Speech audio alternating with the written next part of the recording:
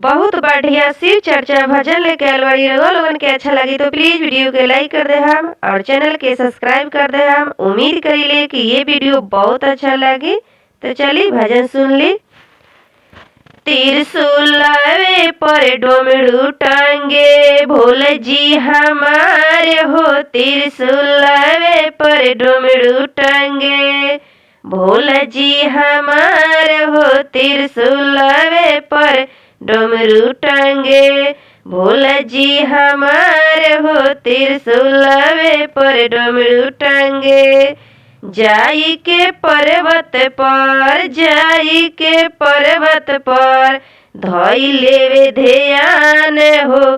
त्रिशूलवे पर डोमरू टांगे धोई लेवे ध्यान हो। त्रिशूलवे पर डोमरू टांगे धोई लेवे ध्यान हो। त्रिशूलवे पर डोमरू टांगे मोहलाया टाड़ी शिव के मोहलाया टाड़ी शिव के मनो नहीं भावे। टूटही मड़ैया में टूटही मड़ैया में कर विश्राम हो। त्रिशूलवे पर डोमरू टांगे कर विश्राम हो। त्रिशूलवे पर डोमरू टांगे पूरी मिठाई शिव के पूरी मिठाई शिव के मनो नहीं भावे हो।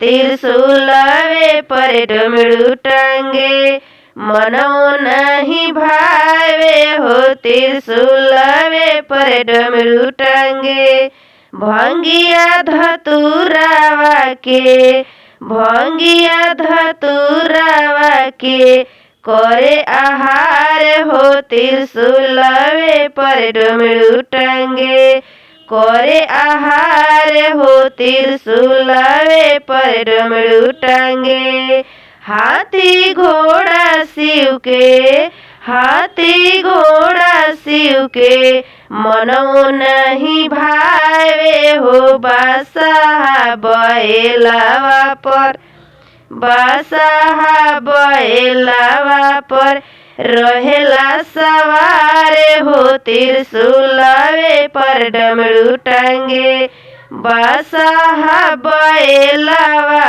पर रहेला सवार हो। त्रिशूलवा पर डोमरू टांगे भोला जी हमारे हो। त्रिशूलवा पर डोमरू टांगे भोला जी हमारे हो। त्रिशूलवा पर डोमरू टांगे। हर हर महादेव।